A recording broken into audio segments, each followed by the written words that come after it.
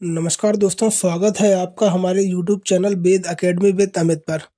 आज हम आप लोगों के लिए लेकर आए हैं 15 फरवरी 2025 का करंट अफेयर। इसमें हम आपको देश दुनिया से जुड़ी तमाम खबरें बताएंगे और जितने भी करंट अफेयर से संबंधित आपके आज की डेट के जितने भी प्रश्न बने हैं उन सभी प्रश्नों के बारे में आज हम विस्तार से चर्चा करेंगे। तो चलिए शुरू करते हैं हम अपना करंट अफेयर का वीडियो। तो बने रहिए हमारे साथ शुरू से लेकर अंत तक। सबसे पहला प्रश्न है हमारे पास, विश्व जन्मजात हृदय दोष दिवस कब मनाया जाता है? तो यह दिवस हमारा 15 फरवरी को मनाया जाता है। अब बात करेंगे हम अगले प्रश्न के बारे में। अगला प्रश्न है हमारे पास, काशी तमिल संगमम 3.0 का आयोजन 15 से 24 फरवरी 2025 तक कहाँ किया जा रहा है? तो काशी तमिल संगमम 3.0 का आयोजन वाराणसी में किया जा रहा है। और जैसा कि आप सभी को पता है वाराणसी कहाँ है, तो वाराणसी उत्तर प्रदेश में स्थित है। अब देखेंगे इसका इम्पोर्टेंट पॉइंट, इसमें तमिल काशी सांस्कृतिक संबंधों का जश्न मनाया जाएगा। ये जो काशी तमिल संगमम 3.0 हो रहा है ना, इसमें तमिल और काशी के सांस्कृतिक संबंधों का जश्न मनाया जाएगा। उसके उपलक्ष्य में इस संगमम का आयोजन किया जा रहा है। अब बात करते हैं हम अगले प्रश्न के बारे में। अगला प्रश्न है हमारे पास, 13 फरवरी को चेन्नई में UN global compact network India यानी कि UNGCNI से जल लचीलापन श्रेणी में फॉरवर्ड फास्टर सस्टेनेबिलिटी अवार्ड 2025 किसे प्राप्त हुआ है? तो इस प्रश्न का सही उत्तर है NTPC को। अब इसका इम्पोर्टेंट पॉइंट देखेंगे यहाँ पर। यह पुरस्कार जल संरक्षण, अपशिष्ट जल उपचार और सतत जल प्रबंधन प्रथाओं में NTPC के नेतृत्व को मान्यता देता है। NTPC का लक्ष्य 2032 तक 60 गीगावाट अक्षय ऊर्जा हासिल करना है। ठीक है, तो आपको इसमें याद क्या रखना है? आपको याद रखना है जल लचीलापन श्रेणी में फॉरवर्ड फास्टर सस्टेनेबिलिटी अवार्ड 2025 किसे प्राप्त हुआ है? तो NTPC को। अब बात करते हैं हम अगले प्रश्न के बारे में। अगला प्रश्न है हमारे पास, आदि महोत्सव 2025 आदिवासी संस्कृति और उद्यमियों का उत्सव नामक उत्सव का आयोजन कहाँ किया जाएगा? तो इस उत्सव का आयोजन मेजर ध्यानचंद स्टेडियम में किया जाएगा और यह स्टेडियम हमारा नई दिल्ली में स्थित है। अब इस प्रश्न का इम्पोर्टेंट पॉइंट देखेंगे यहाँ पर। राष्ट्रपति द्रौपदी मुर्मू 16 फरवरी को आदि महोत्सव 2025 का उद्घाटन करेंगी। इस कार्यक्रम में आदिवासी शिल्प, संस्कृति, भोजन और वाणिज्य पर प्रकाश डाला जाएगा, जो 600 से अधिक आदिवासी उद्यमियों के लिए एक मंच प्रदान करेगा। 9 दिवसीय महोत्सव में सांस्कृतिक कार्यक्रम होंगे और इसका समापन 24 फरवरी 2025 को होगा। आपको इसमें याद रखना है आदि महोत्सव 2025 का आयोजन कहाँ किया जाएगा? तो मेजर ध्यानचंद स्टेडियम नई दिल्ली में। अब बात करते हैं हम अगले प्रश्न की। अगला प्रश्न है हमारे पास, लोकसभा अध्यक्ष ने आयकर विधेयक 2025 की जांच के लिए प्रवर समिति गठित की है। इस समिति का अध्यक्ष किसे नियुक्त किया गया है? तो इस समिति का अध्यक्ष लोकसभा सांसद बैजयंत पांडा को नियुक्त किया गया है। आपको याद रखना है इसमें इस समिति का अध्यक्ष किसे नियुक्त किया गया है? तो लोकसभा सांसद बैजयंत पांडा को। और प्रवर समिति किस सदन की है? तो प्रवर समिति लोकसभा की है। और प्रवर समिति का गठन किसकी जांच के लिए किया गया है? तो आयकर विधेयक 2025 की जांच के लिए। अब बात करते हैं हम अगले प्रश्न की। अगला प्रश्न है हमारे पास, एक दिवसीय अंतर्राष्ट्रीय क्रिकेट में 6000 रन बनाने वाले सबसे तेज खिलाड़ी बनकर एक बार फिर रिकॉर्ड बुक में अपना नाम किस खिलाड़ी ने दर्ज किया है? यानी कि वनडे क्रिकेट में सबसे तेज 6000 रन किस खिलाड़ी ने बनाए हैं? तो इस प्रश्न का सही उत्तर है पाकिस्तान के बाबर आजम ने। अब इस प्रश्न के इम्पोर्टेंट फैक्ट देखते हैं यहाँ पर। बाबर आजम ने केवल 123 पारियों में यह मुकाम हासिल किया है। ठीक है, तो बाबर आजम ने 123 पारियों में 6000 रन बनाए हैं और दक्षिण अफ्रीका के महान बल्लेबाज हाशिम अमला की बराबरी की है, जिनके नाम पहले सबसे तेज 6000 वनडे रन बनाने का रिकॉर्ड था। यानी कि हाशिम अमला ने भी 123 पारियों में 6000 रन बनाए थे और बाबर आजम ने भी 123 पारियों में ही 6000 रन बनाए हैं। लेकिन एशिया में सबसे तेज 6000 वनडे रन बनाने का विराट कोहली का रिकॉर्ड तोड़ना अमला के रिकॉर्ड की बराबरी करने के अलावा बाबर आजम ने भारत के महान बल्लेबाज विराट कोहली को पीछे छोड़ दिया है और इस मुकाम तक पहुंचने वाले सबसे तेज एशियाई क्रिकेटर बन गए हैं। कोहली, जिन्होंने 6000 वनडे रन बनाने के लिए 136 पारियां ली थी, उन्हें बाबर ने पीछे छोड़ दिया है। आपको यहाँ केवल इतना याद रखना है, बाबर ने 123 पारियों में 6000 रन बनाए हैं, जबकि हाशिम अमला ने भी 123 पारियों में ही 6000 रन बनाए थे, लेकिन विराट कोहली ने 136 पारियों में 6000 रन बनाए थे। तो सबसे तेज 6000 रन किस खिलाड़ी ने बनाए हैं? बाबर आजम ने। अब बात करेंगे हम अगले प्रश्न की। अगला प्रश्न है हमारे पास, विश्व सरकार शिखर सम्मेलन यानी कि WGS 2025 का आयोजन 11 से 13 फरवरी तक कहाँ किया गया? तो इस सम्मेलन का आयोजन दुबई में किया गया था। इस सम्मेलन का विषय भविष्य की सरकारों का निर्माण करना था। ठीक है, आपको इतना याद रखना है इसमें। अब बात करेंगे हम अगले प्रश्न की। अगला प्रश्न है हमारे पास, 2025 की सबसे अधिक कमाई करने वाले एथलीटों की सूची में शीर्ष पर कौन सा खिलाड़ी रहा है? ठीक है, तो यानी कि 2025 में सबसे अधिक किस खिलाड़ी ने कमाई की है?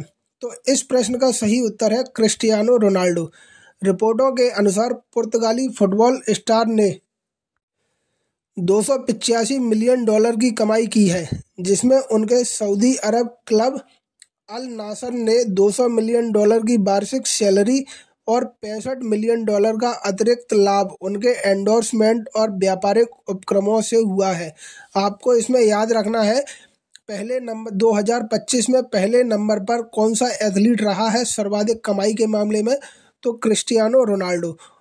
कितनी कमाई की है? $285 मिलियन। जबकि दूसरे नंबर पर रहे हैं जॉन रहम, जो कि गोल्फर है, और इनकी कमाई है $218 मिलियन। और तीसरे नंबर पर रहे हैं लियोनेल मेसी, ये भी फुटबॉलर है, और इनकी कमाई रही है $135 मिलियन। अब बात करते हैं हम अगले प्रश्न की।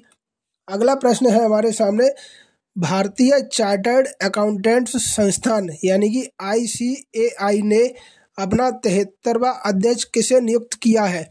तो इस प्रश्न का सही उत्तर है CA चरणजोत सिंह नंदा को। CA प्रसन्न कुमार D को उपाध्यक्ष नियुक्त करने की घोषणा की है। इनका कार्यकाल 2025 से 26 के लिए होगा और यह नेतृत्व 12 फरवरी 2025 से प्रभावी होगा। किसका? CA चरणजोत सिंह नंदा का, जो कि ICAI के 73वें अध्यक्ष बने हैं। अब बात करेंगे हम अगले प्रश्न की। अगला प्रश्न है हमारे सामने, हाल ही में किस राज्य सरकार ने नए वन्यजीव संरक्षण नियम लागू किए हैं जो नर नीलगाय यानी कि ब्लू बुल को मारने की अनुमति देते हैं? प्रश्न आपसे क्या कह रहा है, किस राज्य सरकार ने नए वन्यजीव संरक्षण नियम लागू किए हैं जो नर नीलगाय को मारने की अनुमति देते हैं? तो यह वन्यजीव संरक्षण नियम लागू किए हैं हरियाणा सरकार ने। यह निर्णय मानव वन्यजीव संघर्ष को कम करने और कृषि को नीलगायों द्वारा होने वाले नुकसान को रोकने के लिए लिया गया है। हालांकि इस फैसले का पर्यावरणविदों और बिश्नोई समुदाय सहित कई संगठनों ने विरोध किया है, क्योंकि वे नीलगाय को पवित्र मानते हैं। आलोचकों का कहना है कि शिकार ना तो नैतिक है और ना ही स्थायी समाधान है। अब बात करते हैं हम अगले प्रश्न की।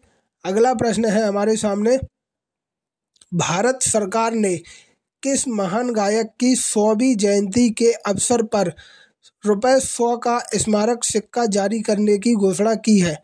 तो इस प्रश्न का सही उत्तर है मोहम्मद रफ़ी की। मोहम्मद रफ़ी का जन्म 24 दिसंबर 1924 को अमृतसर के पास कोटला सुल्तान सिंह में हुआ था, जबकि इनकी मृत्यु 31 जुलाई 1980 को हुई थी। यह पहल भारतीय संगीत और संस्कृति में रफ़ी साहब के अपार योगदान को सम्मानित करने के लिए की गई है। अब बात करेंगे हम अगले प्रश्न के बारे में। अगला प्रश्न है हमारे सामने, ICC चैंपियंस ट्रॉफी 2025 का ब्रांड एम्बेसडर किसे नियुक्त किया गया है? तो ICC चैंपियंस ट्रॉफी 2025 का ब्रांड एम्बेसडर शिखर धवन को नियुक्त किया गया है। शिखर धवन के साथ 3 और दिग्गज खिलाड़ी इस टूर्नामेंट के एम्बेसडर के रूप में नामित किए गए हैं। उनमें सरफराज अहमद जो कि पाकिस्तान के क्रिकेटर हैं, इसके बाद है शेन वॉटसन जो कि ऑस्ट्रेलिया के हैं, और तीसरे नंबर के हैं टिम साउदी जो कि न्यूजीलैंड के हैं। कुल मिलाकर आईसीसी चैंपियंस ट्रॉफी 2025 के लिए 4 ब्रांड एम्बेसडरों की नियुक्ति की गई है। कौन कौन से? शिखर धवन, सरफराज अहमद, शेन वॉटसन और टिम साउदी। आपको इतना याद रखना है। अब बात करते हैं हम अगले प्रश्न के बारे में। अगला प्रश्न है हमारे पास, सबसे प्राचीन जुरासिक पक्षी जीवाश्म किस देश में मिला है? तो इस प्रश्न का सही उत्तर है चीन में। अब बात करते हैं हम अगले प्रश्न के बारे में। अगला प्रश्न है हमारे सामने, इसरो ने किस संगठन के साथ मिलकर संयुक्त रूप से स्वदेशी अंतरिक्ष चिप IRIS यानी कि आईरिस विकसित की है? तो इसरो ने IIT मद्रास के साथ स्वदेशी अंतरिक्ष चिप आईरिस विकसित की है। अब बढ़ते हैं हम आज के अगले और अंतिम प्रश्न की तरफ। अगला और अंतिम प्रश्न है हमारे सामने, 38वें राष्ट्रीय खेलों का आयोजन कहाँ किया गया? तो 38वें राष्ट्रीय खेलों का आयोजन उत्तराखंड में किया गया। आपको यहाँ क्या याद रखना है कि 38वें राष्ट्रीय खेलों का आयोजन 2025 में कहाँ किया गया? तो उत्तराखंड में। अब देखते हैं इसका इम्पोर्टेंट पॉइंट। उत्तराखंड में 28 जनवरी से 14 फरवरी तक 38वें राष्ट्रीय खेल आयोजित हुए, जहां उत्तराखंड के खिलाड़ियों ने शानदार प्रदर्शन करते हुए 102 पदक जीते। वहीं मेडल सूची में भी उत्तराखंड 7वें स्थान पर रहा है। पहले स्थान पर SSCB यानी कि सर्विसेज स्पोर्ट्स कंट्रोल बोर्ड, जिसका हिंदी में नाम हैगा सेवा खेल नियंत्रण बोर्ड की टीम रही। यानी कि पहले स्थान पर कौन सी टीम रही? SSCB। और उत्तराखंड का स्थान इसमें रहा है 7वां।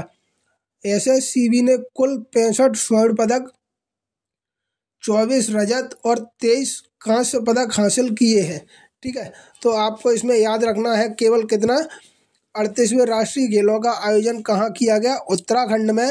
उत्तराखंड का स्थान कौन सा था? तो 7वां। पहले स्थान पर कौन सी टीम रही है? तो SSCB। तो दोस्तों, यह थे आज के 15 फरवरी 2025 के करंट अफेयर के प्रमुख क्वेश्चन। अगर आपको ऐसा लगता है कि इनमें कोई प्रश्न छूट गया है जो इम्पोर्टेंट हो सकता है परीक्षा की दृष्टि से, तो आप उस प्रश्न को कमेंट बॉक्स में ज़रूर बताएं। और आप ये भी बताएं कि इनमें से आपको कौन सा प्रश्न अच्छा लगा है।